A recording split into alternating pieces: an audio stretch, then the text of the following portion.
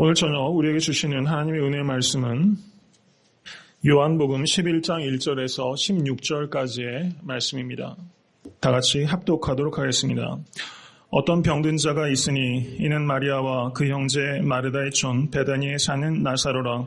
이 마리아는 향유를 주께 붓고 머리털로 주의 발을 씻기던 자요. 병든 나사로는 그의 오라비로라. 이에 그 누이들이 예수께 사람을 보내어 가로되 주여 보시옵소서 사랑하시는 자가 병들었나이다 하니 예수께서 들으시고 가라사대 이 병은 죽을 병이 아니라 하나님의 영광을 위함이요 하나님의 아들로 이를 인하여 영광을 얻게 하려 함이라 하시더라. 예수께서 본래 마르다와 그 동생과 나사로를 사랑하시더니 나사로가 병들었다 함을 들으시고 그 계시던 곳에 이틀을 더 유하시고 그 후에 제자들에게 이르시되 유다로 다시 가자 하시니 제자들이 말하되 랍비여 방금도 유대인들이 돌로 치려 하였는데 또 그리로 가시려 하나이까. 예수께서 대답하시되 낮이 12시가 아니냐. 사람이 낮에 다니면 이 세상의 빛을 봄으로 실족하지 아니하고 밤에 다니면 빛이 그 사람 안에 없는 고로 실족하느니라. 이 말씀을 하신 후에 또 가라사대 우리 친구 나사로가 잠들었도다. 그러나 내가 깨우러 가노라. 제자들이 가로되 주여 잠들었으면 낫겠나이다 하더라. 예수는 그의 죽음을 가리켜 말씀하신 것이나 저희는 잠들어 쉬는 것을 가리켜 말씀하심인 줄 생각하는지라. 이에 예수께서 밝히 이르시되 나사로가 죽었느니라. 내가 거기 있지 아니한 것을 너희를 위하여 기뻐하느니 이는 너희로 믿게 하려 함이라.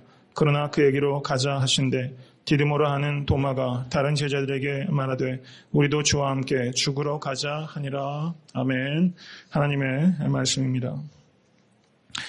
오늘 본문 말씀은 성도님들께서 가장 잘 알고 있는 성경에 나타난 이야기 중에 하나라고 생각이 됩니다. 저는 이 본문 말씀을 대할 때마다 제가 그 목회를 하면서 경험했던 여러 가지 일들이 이렇게 머릿속에 스쳐갑니다.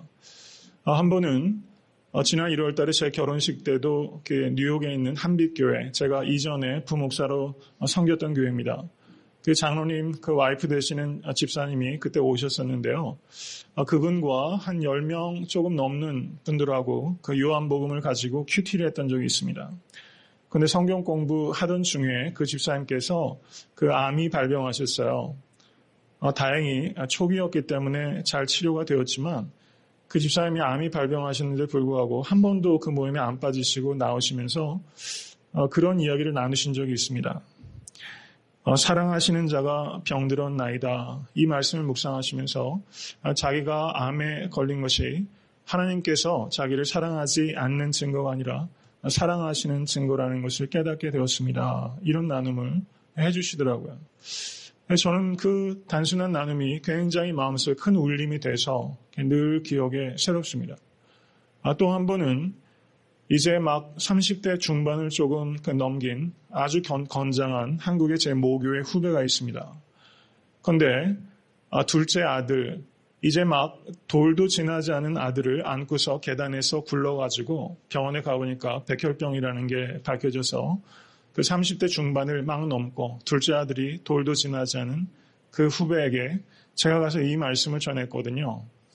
병실에서 이제 아무 대꾸도 못하고 누워있는 후배에게 제가 사랑하시는 자가 병들었나이다. 이 말씀을 전했습니다. 그 후배는 그로부터 얼마 지나지 않아서 골수로 이식했지만 그게 효과적이질 못해서 하나님의 부르심을 받았습니다. 이런 오늘 본문 말씀이 통해서 이 말씀을 가지고 저는 목회의 짧은 경험이지만 이런 여러 가지 상황들을 경험해 왔습니다. 오늘 말씀을 통해서 여러분과 제가 하나님께서 우리에게 주시는 그런 말씀을 들을 수 있는 은혜의 시간 될 수 있게 되기를 간절히 소원합니다. 요한복음 11장은 예수님께서 죽었던 나사로를 살리신 사건입니다. 이 사건은 요한복음에 기록되어 있는 기적들이 7가지가 있는데 오늘 말씀이 바로 7가지 기적 중에 제일 마지막 기적이요. 기적 중에 절정에 해당하는 기적이라고 할 수 있습니다. 이 사건이 갖고 있는 남다른 중요성은 나사로의 죽음과 부활이 우리 주 예수 그리스도의 죽음과 부활을 예견케 하는 사건인 동시에 모든 믿는 성도들의 궁극적인 운명에 대한 약속이기 때문에 그 중요성이 매우 크다고 할 수 있습니다.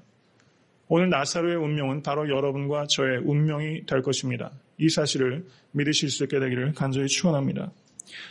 요한복음 10장에서는 예수님께서 수전절에 예루살렘에서 자신이 선한 목자이심을 두 차례에 걸쳐서 분명하게 밝히셨습니다. 그리고 유대인들에게 나와 아버지는 하나이니라 라고 10장 30절에 예수님 자신의 신성에 대해서 주님께서는 명확하게 밝히셨습니다. 그리고 그와 같은 자신의 증거가 자신의 선하신 일들을 보면 알게 될 것이다. 주님께서 이렇게 증거하였습니다.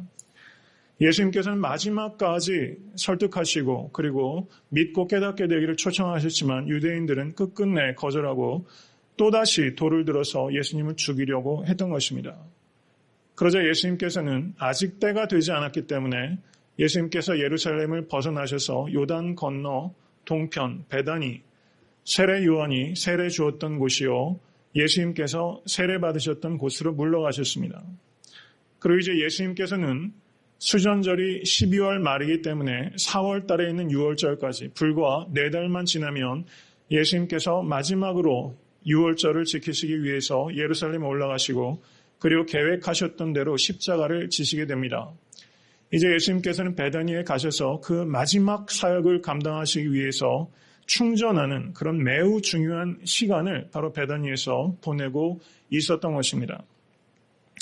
그런데 바로 그 순간에 또 다른 베다니, 지금 예수님께서 요단 건너 동편 베다니에 계셨는데 지금 마르다와 마리아 그리고 나사로가 있는 베다니, 이곳은 예루살렘에서 여리고 방향으로 약 2마일 정도 위치해 있는 또 다른 베다니입니다. 베다니에서 베다니로 지금 인편에 소식이 온 것입니다. 주께서 사랑하시는 자가 병들었나이다. 지금 예수님께서는 자신의 인생의 마지막 사역, 가장 중요한 사역을 감당하시기 위해서 말하자면 숨을 고르는 매우 중요한 그런 시간을 보내고 계시지만 또 도움이 필요하다는 소식 때문에 예수님께서는 그 피정의 시간을 깨뜨리시고 위험천만한 예루살렘 인근으로 다시 위험한 여행을 감행하시고 있는 것이 바로 요한복음 17장의 이야기라는 것을 알 수 있는 것입니다. 저는 이것을 보면서 여러분 우리가 그런 말 많이 하면서 삽니다. 내 코가 석자다. 예수님께서 지금 그 위중한 사역을 앞두시고 그 절대절명의 순간에 인간적으로 생각하면 주님 코가 석자지요. 그런데 지금 나사로가 병에 걸렸던 소식을 들었을 때 주님께서는 그 한 영혼을 살피실 수 있는 그런 사랑과 여유를 잃지 않으셨다는 것을 우리가 기억하는 것은 대단히 중요하다는 것입니다. 아무리 중요한 일, 아무리 급박한 일들을 내가 지금 하고 있다 할지라도 나의 도움을 필요로 하는 한 사람에게 내어줄 수 있는 사랑과 시간과 여유가 있으면 그 영혼을 반드시 살리게 된다는 것을 기억하실 수 있게 되기를 간절히 축원합니다. 요한복음 11장의 구조는 매우 선명합니다. 11장 1절부터 16절까지는 기적의 백그라운드를 설명하고 있어요. 그리고 17절부터 37절까지는 예수님께서 베다니에 도착하시는 그 여정을 기록하고 있습니다. 그리고 38절부터 44절까지는 예수님의 기적이 기록되어 있어요. 그리고 45절부터 57절까지는 예수님께서 죽었던 나사로를 살리신 그 기적에 대한 사람들의 다양한 반응들이 기록되어 있습니다. 오늘은 11장 1절부터 16절까지 기적의 배경에 관한 말씀을 가지고 사랑하시는 자가 병들었나이다. 여러분 이 말씀을 기억하시기 바랍니다. 사랑하시는 자가 병들었나이다. 이 제목을 가지고 오늘 설교를 하고자 하는 것입니다. 11장 1절을 보시기 바랍니다. 요한은 새로운 사건을 시작하면서 어떤 병든 자가 있으니 이는 마리아와 그 형제 마르다의 촌 베다니에 사는 나사로라 이렇게 말하면서 새로운 등장 인물들을 지금 소개하고 있습니다. 그리고 2절에서는 이 마리아는 향유를 주께 붓고 머리털로 주의 발을 씻기던 자요 병든 나사로는 그의 오라비로라 이렇게 말하면서 이 마리아가 바로 예수님께서 십자가 지시기 직전에 향유 옥합을 깨뜨렸던 바로 그 여인이라는 것을 인물에 대한 부가 설명을 하고 있습니다. 그리고 3절은 드디어 이 사건의 개요가 소개되고 있어요. 마르다와 마리아가 사람을 보내서 말합니다. 주여 보시옵소서. 사랑하시는 자가 병들었나이다. 이렇게 종을 통해서 급한 전갈을 넣었습니다. 그런데 이 종의 전갈의 특징은 무엇이냐면요. 상황에 대한 설명, 사랑하시는 자가 병들었나이다라는 상황에 대한 설명은 있지만 구체적인 요구가 기록되어 있지 않다는 것입니다. 이것에 대해서 학자들은 여러 가지 이야기를 합니다. 여러분, 고대 사회에서는 어떤 것을 요청할 때 보다 공손하게 표현하기 위해서 그것을 원색적으로 요청하지 않고 이와 같은 방식으로 자신이 원하는 바를 표현한다는 것입니다. 매우 일리가 있죠. 한국 사회도 그 유교 사회에서는 어떻습니까? 정확하게 뭘 원하는지 얘기를 잘 안 해도 그것을 충분히 감지할 수 있도록 표현하는 것이 이 당시에 문화적인 관행이었다는 것입니다. 이것은 매우 타당한 일리 있는 상식적인 추론이라고 생각이 됩니다. 그런데 저는 이 말씀을 보면서 지금 이 상황이 단지 그 당시의 문화적인 관행을 나타내는 것을 지나쳐서 예수님과의 깊은 우정과 예수님에 대한 흔들리지 않는 신뢰가 바로 이 말, 주여 사랑하시는 자가 병들었나이다. 아무런 구체적인 요구를 담고 있지 않은 그저 상황에 대한 이 설명에 얼마나 마르다와 마리아가 예수님을 사랑하고 예수님의 능력을 신뢰했는지가 이 말 속에 담겨 있다라고 생각이 되는 것입니다. 이 말이면 충분하다. 이렇게 마르다와 마리아는 느꼈다는 것이죠. 저는 이것을 보면서 그런 생각을 해봤습니다. 여러분, 정말 위중한 문제에 우리가 닥치게 되면 시시콜콜 다 얘기할 수 있는 여유를 찾기가 어렵습니다. 주님 아시지요? 주님 아시지요? 하면서 하나님 앞에서 울면 족한 것입니다. 저는 여기에서 주여 사랑하시는 자가 병들었나이다. 이게 주님 아시지요? 하는 그런 기도의 모습이다. 이런 생각이 듭니다. 말을 다 하지 않아도 주님께서는 다 아실 것이라는 그런 확신. 그리고 말을 다 전하지 않아도 알아듣는 관계가 있다는 것이죠. 저는 여기에서 마르다와 마리아 그리고 나사로가 주님과 가졌던 그 관계는 말을 하지 않아도 알아들을 수 있는 그런 친밀한 관계라는 것이 바로 이 전언을 통해서 알 수 있다고 생각이 됩니다. 정말 우리에게 중요하고 또 우리가 또 원해되는 것은 우리의 문제가 해결되는 것보다 더 중요한 것은 바로 이 마르다와 마리아가 주님과 가졌던 이 아름답고 친밀한 관계, 이것이야말로 중요하고 이것이야말로 여러분과 제가 원해야 되는 것입니다. 이러한 간절한 바람이 여러분과 제게 있게 되기를 간절히 소원합니다. 예수님께서는 뭐라고 말씀하십니까? 4절을 보시기 바랍니다. 예수께서 들으시고 가라사대 이 병은 죽을 병이 아니라. 예수님은 확신 있게 대답하셨어요. 이것은 예수님께서 마태복음 9장 24절에 야이로의 딸이 죽었을 때 예수님께서 거기 도착하셔서 이런 말씀을 하셨습니다. 이 소녀가 죽은 것이 아니라 잔다. 세상에 이 병은 죽을 병이 아니라 말씀하실 수 있는 분은 오직 우리 주 예수 그리스도 한 분밖에는 없는 것을 잊지 마시기를 간절히 바랍니다. 예수님께서는 이렇게 대답하시기 위해서 십자가를 지셨고 그리고 사망의 권세를 이기시고 부활하신 것입니다. 주님께서는 연이어서 이렇게 말씀합니다. 이 병은 하나님의 영광을 위함이요. 이 말씀은 요한복음 9장 3절에서 제자들이 날 때부터 소경된 자가 네 죄로 인함이니까 라고 물었을 때 주님께서 이렇게 대답하십니다.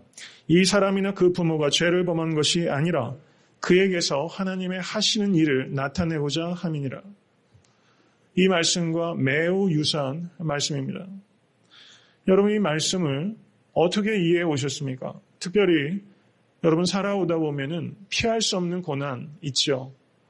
이해가 안 되는 고난, 아직까지도 스스로 납득이 안 되는 어려운 환경들이 있을 것입니다. 이 말씀을 나에게 어떻게 적용해 오셨습니까?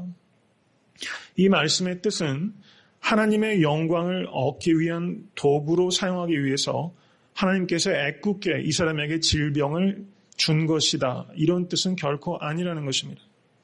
이 말씀의 진의는 여한 질병이라도 그것이 하나님의 영광을 나타내는 도구로 쓰임받을 수 있다는 것을 말씀하고 있다는 것입니다. 여러분, 건강하면 하나님께 영광을 돌리게 되는 것입니까? 어떻습니까? 만약에 우리가 질병에 걸리게 되면 그것은 하나님의 영광을 가리게 되는 것입니까? 그렇죠. 건강하다고 하나님께 영광을 돌리게 되는 것도 그 질병 가운데 있다고 해서 하나님의 영광을 가리는 것도 결코 아닐 것입니다. 우리는 내가 할 수 있는 범위 내에서는 건강을 유지하고 증진시키기 위해서 규모 있게 살아야 될 책임이 있습니다. 그런데 어떻습니까? 건강도 내 뜻대로 되는 것이 아니지 않습니까? 목회를 하면서 저는 그런 말을 많이 듣습니다. 특별히 작년에 제가 허리 디스크 때문에 수술받고 한 2달 동안 강대상을 비면서 사실 몸이 아픈 것보다 마음이 많이 아프더라고요. 저한테 성도님들 너무 고생하셨지만 저는 그 시간이 저에게 깊은 공부가 되고 제 자신을 좀 성찰할 수 있는 시간이 되었다고 생각이 되고 또 그런 시간을 되도록 하기 위해서 앞으로 더욱더 노력할 것입니다. 목회자에게 그런 말씀 많이 선후배 목사님들한테 듣습니다. 건강해야 주의 일을 잘할 수 있다. 여러분, 그 말씀 맞지요? 맞는 말이기도 하면서 또 틀린 말이기도 하다, 이런 생각이 들어요. 제가 지나치게 이상적인 이야기를 하는 것이라고 생각하십니까?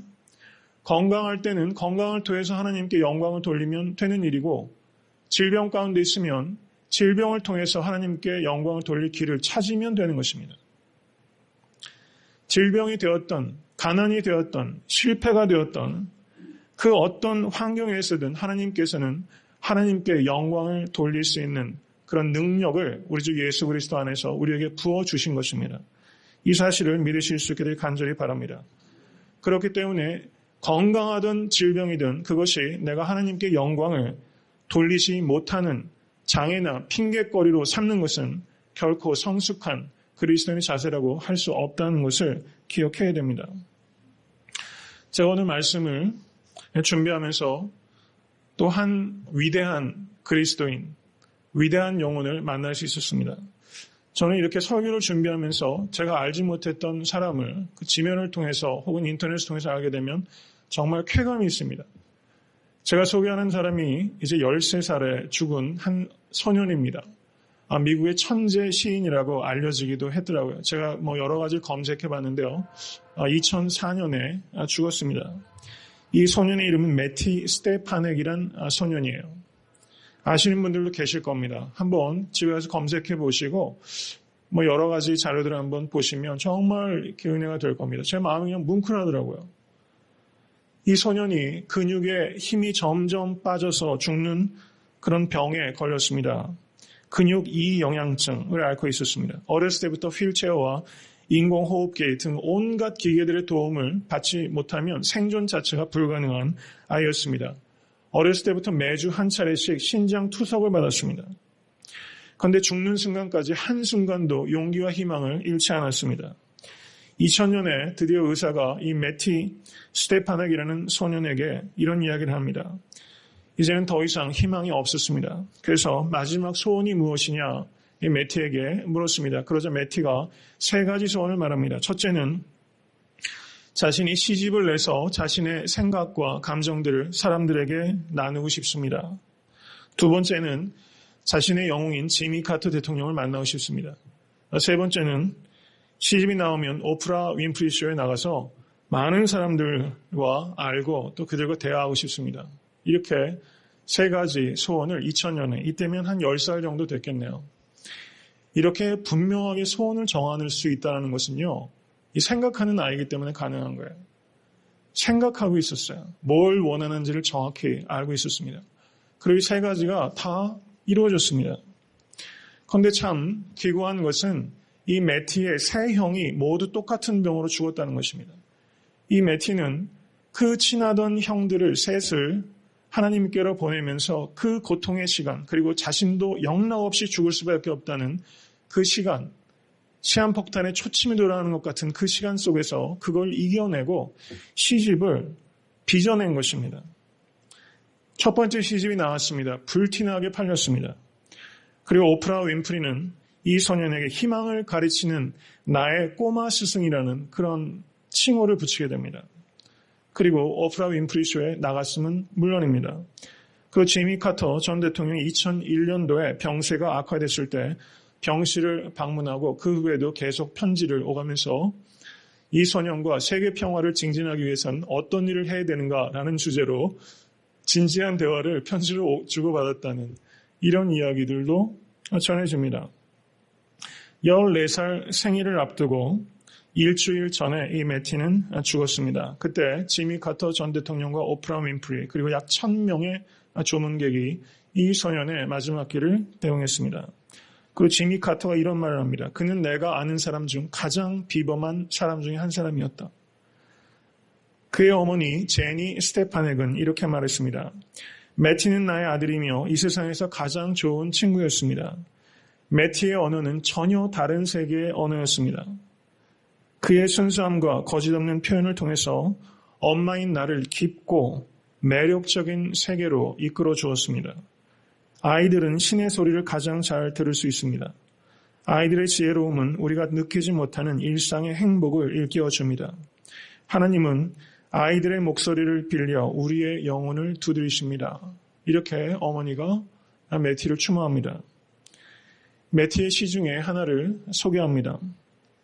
내가 아직 아이일 때 병이 낫는다면 나는 자전거도 타고 롤러 블레이드도 타고 들로 산으로 긴 여행을 떠날 거예요.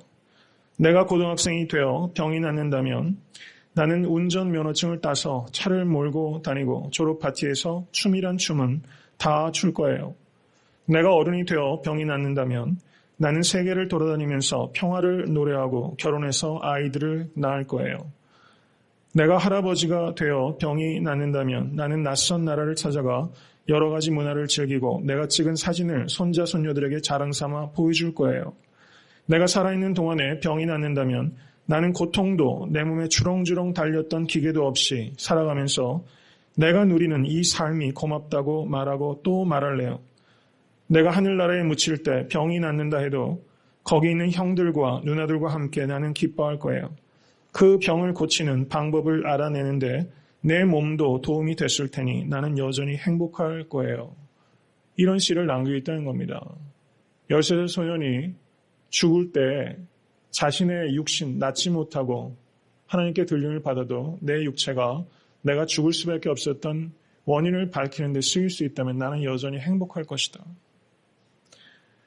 얼마나 우리를 부끄럽게 하는지 알 수가 없습니다.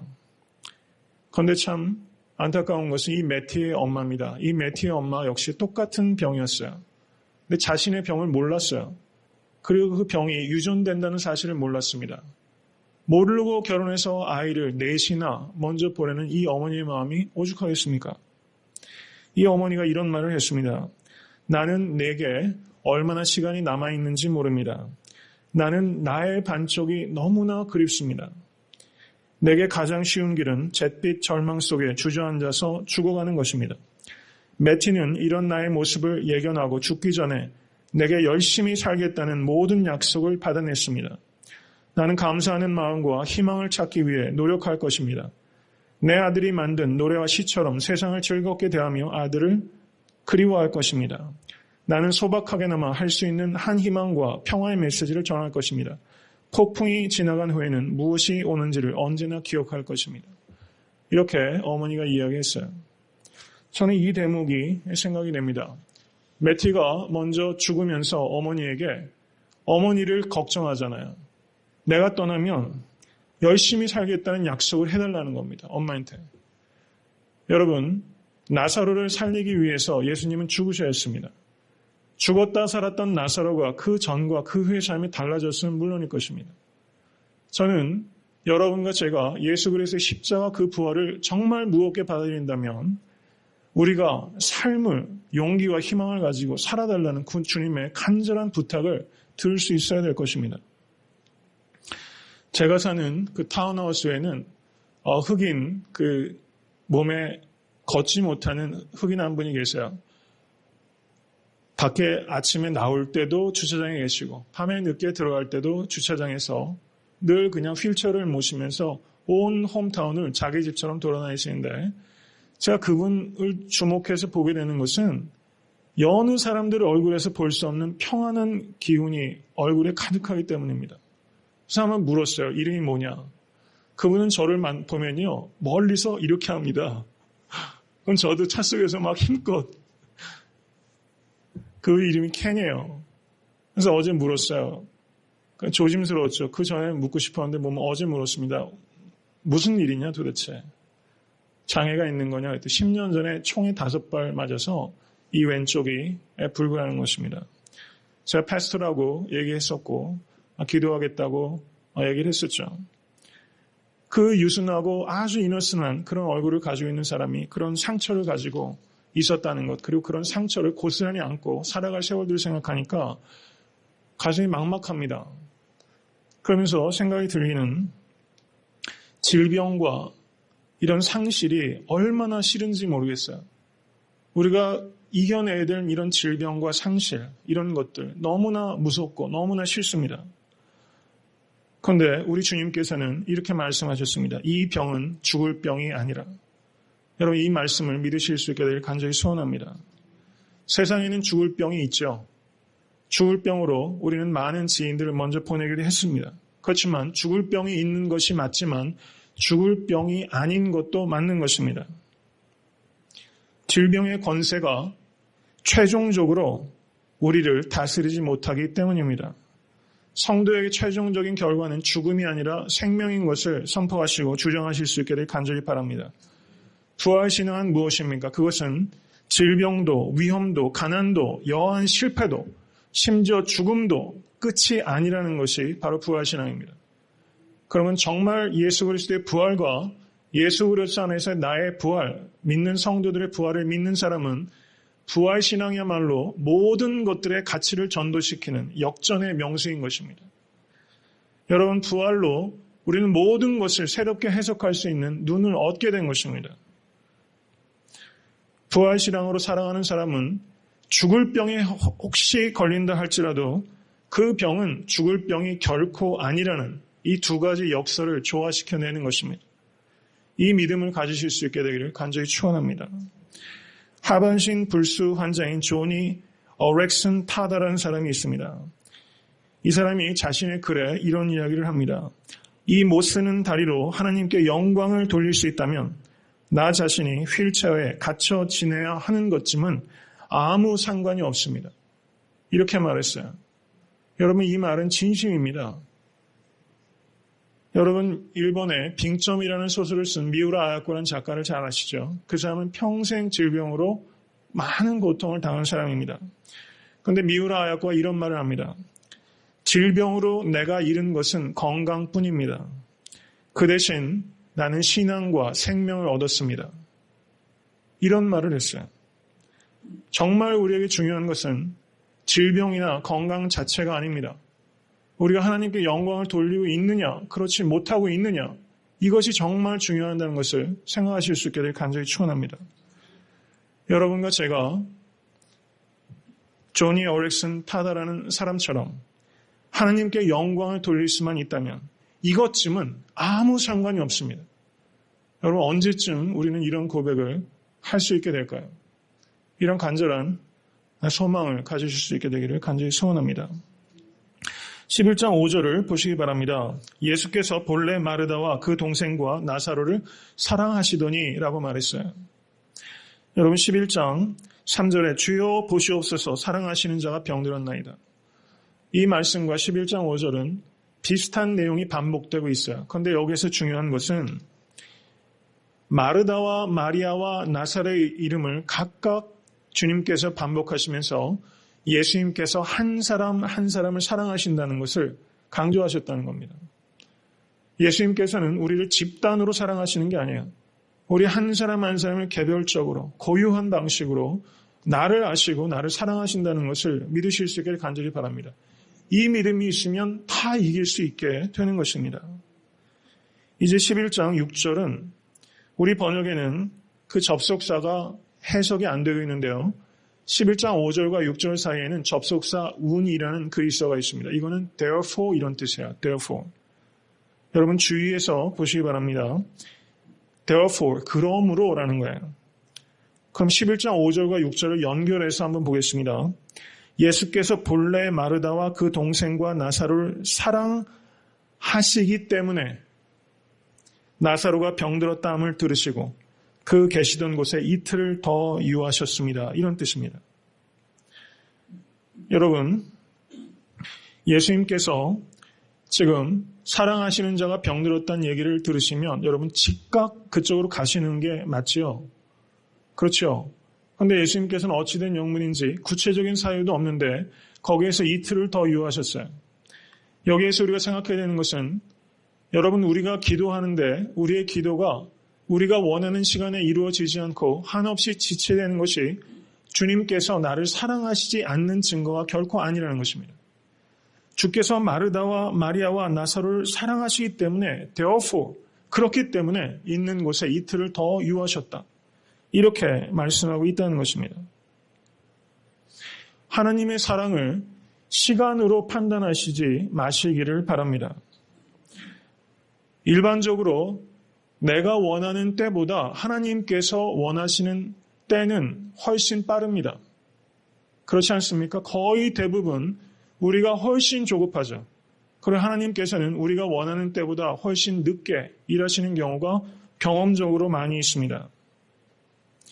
주님께서는 마르다와 마리아로부터 초청받은 시간에 베다니로 가신 것이 아니라 마르다와 마리아, 나사로 그들뿐만 아니라 제자들에게 가장 풍성한 열매를 맺을 수 있는 시간에 주님께서는 거기에 가셨다는 것을 기억하실 수 있기를 바랍니다. 하나님께서는 시간을 창조하셨습니다. 믿으십니까? 시간을 창조하신 하나님께서 우리에게 가장 적합한 시간을 아시는 것을 믿으셔야 되는 것입니다. 하나님께서는 내가 원하는 방식으로 원하는 때에 일하시지 않습니다. 하나님의 방식으로 하나님의 때에 일하시는 것입니다. 그리고 그것이 나에게 최선입니다. 이것을 믿는 것이 믿음이라는 것입니다. 그리고는 11장 7절을 보시기 바랍니다. 그 후에 이틀 후에 제자들에게 이르시되 유대로 다시 가자 하셨어요. 그러자 8절에 뭐라고 말합니까? 랍비여 방금도 유대인들이 돌로 치려 했는데 또 그리로 가시려 하나이까? 이렇게 제자들이 완강하게 반대를 합니다. 왜 그렇습니까? 요한복음 10장에서 예수님께서 나와 하나님은 하나다라고 말씀하셨을 때 사람들이 돌로 쳐서 죽이려고 하지 않았습니까? 바로 그렇게 그것을 물러나온 것이 불과 몇 달 전인데 어떻게 그곳에 다시 가십니까? 제자들은 지금 굉장히 합리적인 대답을 하고 있는 거예요. 그리고 어떻습니까? 주님 자신이 11장 4절에 이 병은 죽을 병이 아니라 말씀하셨어요. 아니 당신께서 스스로 이 병이 죽을 병이 아니라고 하셨는데 왜 우리가 목숨을 걸어야 됩니까? 예수님 말씀에 모순을 지적하고 나온 겁니다. 또 하나가 있습니다.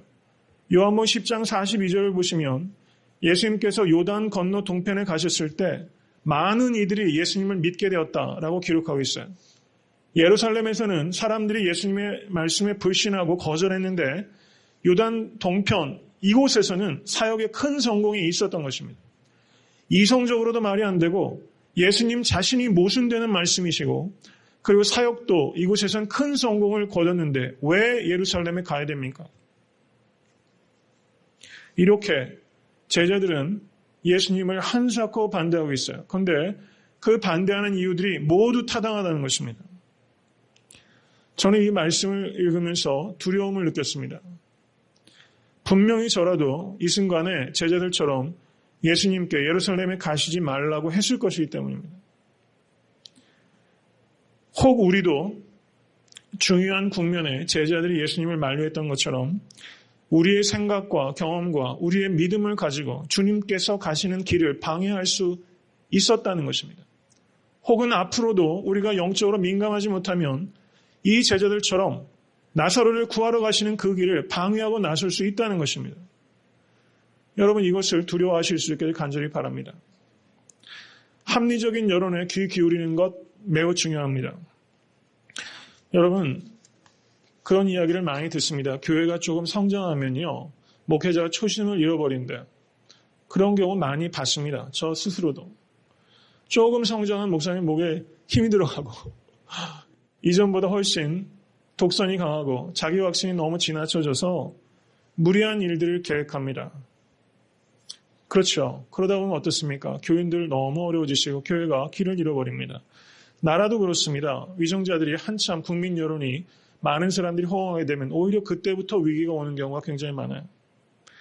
여론을 귀 기울이지 않는 결과로 보는 낭패들이 굉장히 심각하다는 것입니다. 그런데 오늘 본문을 통해서 우리가 생각해야 되는 위험은 그 반대입니다. 합리적인 여론을 어떻게 돌파할 수 있을 것인가? 여러분, 제자들의 얘기는 굉장히 합리적이고 예수님의 모순을 지적할 만큼 아주 치밀하고 그리고 영적이기까지 합니다. 우리는 과연 만약에 대다수의 사람이 이렇게 여론을 조성하고 말해 온다면 이것을 어떻게 분별하고 그 여론을 돌파하고 여론을 끌고 나갈 수 있는 창의력과 리더십을 발휘할 수 있을 것인가? 오늘 이 본문 말씀 우리에게 그 문제를 생각하게 하는 것입니다. 여론을 중요시 여겨야 됩니다. 그렇지만 여론이 최고의 기준이 되지 않는다는 건 역시 기억할 수 있을 게 간절히 바랍니다. 여러분, 예수님께서 이제 어떻습니까? 여인이 향유 옥합을 깨뜨려서 예수님의 머리에 붓고 발을 닦았습니다. 그 여인이 만약에 여론을 쫓거나 상식을 쫓아 사는 사람이라면 그런 일은 결코 할 수 없었습니다. 가룟 유다를 비롯한 제자들로부터 아주 치도곤을 당하죠. 오직 예수님 한 분만이 이 여인을 칭찬하시고 이 여인의 이야기가 길어질 것이다 말씀하셨어요. 여러분, 여론을 뚫지 못하면 그런 위대한 신앙의 아름다운 미담은 결코 남을 수 없다는 뜻입니다. 여론에 귀 기울이는 겸손함이 있게 되실 간절히 축원합니다. 그렇지만 여론을 선도할 수 있는 그런 창조적인 리더가 되시기를 기도하실 수 있기를 간절히 바랍니다. 저는 애틀랜타 섬기는 교회가 이렇게 겸손하고 창의적인 스피릿으로 가득한 그런 리더들을 배출하는 교회가 될 수 있기를 간절히 소원합니다. 여러분, 나라와 민족을 위해서 기도하실 때 이제 총선도 다가오고 대통령 선거도 있습니다. 미국도 대선을 앞두고 있습니다. 이렇게 겸손하게 여론에 청취하면서도 잘못된 여론 혹은 안주하는 여론을 창의적으로 이끌어갈 수 있는 그런 리더십, 이것을 위해서 기도하실 수 있게 되기를 바랍니다. 이제 9절과 10절을 보시면 예수님께서 여론을 돌파하고 계세요. 낮이 12시가 아니냐. 사람이 낮에 다니면 이 세상의 빛을 범으로 실족하지 아니하고 밤에 다니면 빛이 그 사람 안에 없는 거로 실족하느니라. 이 말씀은 지금은 아직은 낮이다라는 것입니다. 지금은 내가 베다니로 가도 내가 잡혀서 죽게 되는 일은 없을 것이다. 주님께서 이렇게 말씀하셨어요. 제자들은 지금 위험이 있다는 것을 알고 있습니다. 그렇지만 제자들은 위험을 과대평가하고 있었어요. 예수님은 결코 위험을 과소평가하지도 않으셨지만 과대평가하지도 않으셨습니다. 이것이 영적인 분별력이고 이것이 리더에게 요청되는 자질이라는 것입니다. 예수님께서는 지금은 아직은 낮이다라고 말씀하셨어요. 이것은 두 가지 의미가 있습니다. 아직 낮이기 때문에 기회가 있다는 뜻이고 낮이기 때문에 밤이 있을 것이기 때문에 한계가 있다는 것을 말씀한 거예요. 여러분, 우리가 이 땅에 사는 시간은 낮의 시간입니다. 우리가 살고 있는 70년, 80년, 90년, 100년 이 시간은 기회요, 한계가 있는 땅이라는 거예요. 여러분, 제가 몇 차례 말씀드렸습니다. 성도가 천국에서 할 수 없는 일이 두 가지라고 그랬어요. 뭡니까? 전도와 구제예요. 천국에선 전도 못합니다. 천국에선 구제할 사람이 없습니다. 여러분과 제가 시간과 물질을 어디에 쏟고 있냐는 것입니다. 우리가 어디에 미쳐 있냐는 것을 우리가 깊이 생각해야 되는 것입니다. 이 땅에서만 할 수 있는 기회가 있느니 그 일에 우리의 모든 리소스를 총력을 기울일 수 있는 여러분과 저 그리고 애틀랜타 성경교회가 될 수 있게 되기를 간절히 바랍니다. 11절 예수님께서는 이렇게 대답하세요. 우리 친구 나사로가 잠들었도다. 그러나 내가 깨우러 가노라. 이 말이 주위에서 보면 대단히 재미있는 그런 말입니다. 나사로는 나의 친구이며 동시에 우리의 친구라는 거예요. 근데 나사로를 깨우는 사람은 우리가 깨우는 게 아니라 누가 깨웁니까? 예수님만이 깨우시는 거예요. 오직 주님만이 죽어있는 자를 자고 있다고 말하실 수 있고 오직 주님만이 죽음에서 깨우실 수 있는 분이시라는 것을 믿으실 수 있게 되기를 간절히 소원합니다. 잠자러 가면서 두려워하는 사람이 없습니다. 왜냐하면 다시 깰 거라는 것을 알기 때문입니다. 참된 부활의 신앙을 믿는 성도는 그렇기 때문에 죽으러 갈 때 결코 두려워하지 않습니다. 부활신앙은 그리스도인에게 죽음을 인생의 절망이 아니라 인생의 절정으로 볼 수 있는 눈을 열어주는 것입니다. 여러분, 죽음을 기다리실 수 있게 되기를 바랍니다. 죽음은 우리의 인생의 클라이맥스입니다. 죽음에 대해서 우리가 이해를 바꿀 수 있을 때 우리는 비로소 우리가 고난을 바라보는 관점을 바꿀 수 있게 되는 것입니다. 여러분, 믿음은 무엇입니까? 믿음은 한마디로 말하면 관점을 바꾸는 것입니다. 관점은 무엇으로 바뀝니까? 부활신앙으로 바뀌는 것입니다. 여러분, 부활신앙을 전파받았을 때 초대교회 교인들은 모든 물욕을 죽이고 유무상통, 자신이 갖고 있는 모든 것들을 필요에 따라 나눌 수 있게 되었던 것입니다.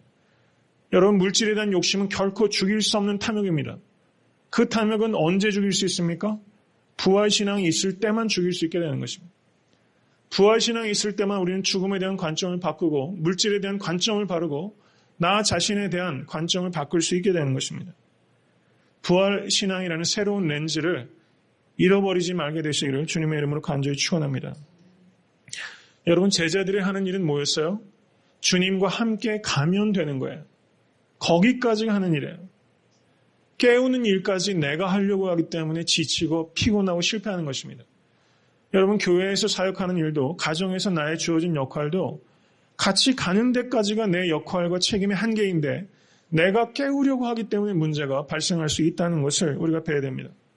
내가 할 일은 내가 하고 주님께서 할 일은 주님께서 하시도록 내버려 두는 것입니다. 여러분, 마틴 루터가 종교개혁을 하면서 굉장히 중간에 많이 고민했던 시간이 있습니다. 근데 그 순간 이거 깨달았어요. 그리고 마틴 루터가 그렇게 기도하지 않습니까? 하나님, 저는 이제 자러 갑니다. 알아서 하십시오. 여러분, 믿는 사람은 그렇게 하는 것입니다.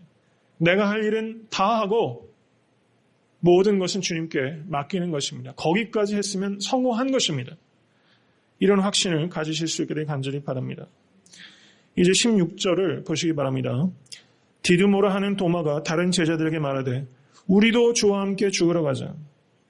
우리도 주와 함께 죽으러 가자. 제가 한번 질문을 드릴게요. 여러분, 이 말씀을 이렇게 보시면서 이 도마의 이 고백이 신시어한 정말 진심이 담긴 고백입니까? 아니면 예수님의 말씀에 빈정되는 좀 sarcastic한 그런 대답이라고 생각하세요? 여러분, 전자일 것 같으세요? 후자일 것? 신시어한 confession입니까? 아니면 sarcastic한 confession입니까? 중요한 질문이라고 생각이 됩니다. 저도 오늘 말씀을 준비하면서 이 고백을 한번 의미를 깊이 생각해 봤어요. 학자들도 조금 의견이 갈려요. 거의 대부분 빈정거리는 투다, 이렇게 학자들이 얘기해요. 저도 거기에 동의를 합니다. 어떤 학자는 이렇게 말했습니다. 아무리 좋게 봐도 at best, 최고로 좋게 봐도 이것은 순진무구한 고백이다. 월스트의 경우에는 이것은 거짓말이다, 이렇게 말했어요. 거짓이라는 것입니다. 그리고 그 외에 많은 학자들이 이런 말을 했습니다. Raw devotion and courage. 아주 설익은 그런 헌신과 용기다, 이렇게 말해요. 볼트만이라는 학자는 blind devotion, 맹목적인 그런 헌신이다, 실체가 없는 것이다, 이렇게 말했어요. 공감이 됩니다. 저 역시 도마의 고백이 진실된 고백이라기보다는 여러분 어떻습니까? 방금도 유대인들이 돌로 치려 했는데 또 그리로 가시려 하십니까? 아마 그 말은 도마의 말이었을 가능성이 많아요. 그렇지 않습니까? 도마는 어떻습니까? 이성적으로, 그리고 주님께서 자기 모순에 빠지셨다, 그리고 이것이 사역에 큰 성공을 거두지 않았습니까? 이런 등등의 근거를 가지고 주님을 압박했어요. 근데 주님께서 아니다, 지금은 낮이다, 가야 된다고 얘기하셨죠. 그리고 주님께서 뭐라고 합니까? 나사로가 잠들었도다. 내가 깨우러 가노라. 더 이상 이제는 주님께 설득할 길도 없고 이미 상황이 결정이 됐어요. 그래서 어떤 학자들은 체념어린 수용이다 이렇게 말했습니다. 그래서 체념어린 수용을 하면서 우리도 주와 함께 죽으러 가자 이렇게 빈정거렸다는 것입니다. 저는 이것이 훨씬 문맥에 맞는 해석이라고 생각이 되는데요. 저는 또 한 번 생각을 하게 됩니다. 이 고백 자체가 그다지 긍정적인 내용을 갖고 있지 못한다 하더라도 우리는 최소한 우리도 주와 함께 죽으러 가자. 이런 속빈 강정과 같은 고백이라도 이런 헌신이라도 하고 있는 성도가 얼마나 되는가 하는 것입니다. 이 시대에 어느 목회자가 주와 함께 죽는 자리를 찾아가고 있는가? 여러분 찾아갑니까? 신문 보면요. 아주 막 어떨 땐 막 피가 거꾸로 도는 것 같아요. 이분이 평생 목회해 오셨는데 왜 마지막에 이렇게 모든 것들을 망가뜨리나? 이거 어떻게 주님을 믿어야 되나? 정말 망연자실한 이야기들이 지금 막 신문지상에 난무합니다. 여러분 정말 한번 묻습니다. 여러분 성숙하지 못해서 지금 얘기했던 raw devotion, blind devotion 그런 거라도 해봤냐는 것입니다. 그런 거라도 하면서 신앙의 길을 가고 있는가 하는 것을 제 스스로에게 묻게 됩니다. 여러분 독일의 신학자 본 회퍼라는 사람이 있어요. 본 회퍼는 히틀러를 제거하기 위해서 애썼다가 발각되는 통에 이제 그 나치가 무너지기 불과 얼마 전에 사형당한 사람입니다. 이 사람의 신학은 많은 사람들의 울림이 있어요. 이 본 회퍼를 미국으로 데려가기 위해서 많은 사람들이 애썼습니다. 미국으로 와라. 그 나치가 무너지면 가라. 그랬더니 본 회퍼가 뭐라고 하는지 아십니까? 내가 미국에 돌아오는 순간 나는 나치가 무너져도 독일에서 할 수 있는 말이 하나도 없을 것이다. 이렇게 얘기했어요. 그래서 미국에 오는 걸 거절했습니다. 그리고 형장이 이슬로 사라졌는데요. 이 사람의 책 중에 이런 책이 있습니다. The Cost of Discipleship. 제자도의 대가라는 책이 있어요. 그 책의 내용이 이런 게 있습니다. 예수님이 자기를 따르라고 어떤 사람을 부르실 때 그것은 그에게 와서 죽으라고 명하시는 것입니다. 이렇게 말했어요. 여러분 현대 기독교 교회의 문제는 여기에 있는 것입니다. 예수님을 믿는다는 것이 대가가 있다는 것을 말하지 않아요. 예수님을 믿으면 비단길이 열린다고 얘기를 해요. 예수님을 믿으면 순례자의 길이 시작되는 것입니다. 여러분 제자가 되려면 데려갈수록 좁은 길입니다. 대가가 있다는 것을 가리키지 않아요. 근데 보네퍼는 분명하게 말하는 것입니다. 예수님께서 자기를 따르라고 어떤 사람을 부르실 때 그것은 그에게 와서 죽으라고 명하는 것이다. 나를 따르려거든 누구든지 자기를 부인하고 자기 십자가를 지고 나를 따를 것이니라. 더할 것도 뺄 것도 없는 명확한 주님의 말씀입니다. 이 결단을 하신 적이 있습니까? 주와 함께 죽으러 가자. 또 하나 말씀드리기 원하는 것은 주와 함께 죽으러 가자라는 결단을 하기 전에 우리가 필요한 결단은 주를 위해 살기로 결단하는 게 선행되어야 된다는 것입니다. 내가 주를 위해 살겠다는 각오도 해보지 못하고 주를 위해 살려고 몸부림도 안 쳐본 사람이 주를 위해 죽을 수 있다는 것은 일장춘몽입니다. 이건 새빨간 거짓말입니다. 여러분 정말 이 박해의 시간이 닥쳤을 때 정말 주와 복음을 위해서 희생할 수 있는 사람은 누구입니까? 편안한 시간에 모든 것들이 풍족한 그 시간에 내가 주를 위해서만 살려고 하는 그 간절한 몸부림 이것이 있는 사람만이 주를 위해 죽을 수 있게 되는 것입니다. 살아도 주를 위해 살고 죽어도 주를 위해 죽는 사람 주기철 목사님 같은 분 여러분 정말 많은 사람들이 변절하는 이 시대에 주를 위해 살고 주를 위해 죽겠다는 여러분 도마와 같이 블라인드 디보션이라도 제가 이 시간에 할 수 있도록 하나님 앞에 결단하실 수 있기를 간절히 바랍니다. 여러분 저에겐 이런 꿈이 있습니다. 이런 목사가 되면 얼마나 좋을까? 이런 성도들과 같이 하나님의 일을 도모할 수 있다면 얼마나 행복할까? 이런 교회가 애타한테 섬기는 교회가 될 수 있다면 애타한테 섬기는 교회를 통해서 하나님께서 하실 일을 상상도 할 수 없어요. 정말 주를 위해서만 살고 주와 함께 죽겠다는 각오를 갖는 그런 목회자를 배출하고 그런 성도들과 같이 일을 도모하고 그리고 그런 교회로 애타한테 섬기는 교회가 세워질 수 있다면 여러분이 마지막 때 그런 교회가 있어야 될 필요가 있지 않습니까? 이를 위해서 여러분과 저에게 필요한 것은 믿음과 인내와 소망입니다. 그런 교회를 세워가는 일에 우리가 모두 마음을 아파요 헌신하신 것에 기쁨을 누리시고 그 충성을 다하시는 여러분과 제가 될 수 있게 되기를 주님의 이름으로 간절히 축원합니다.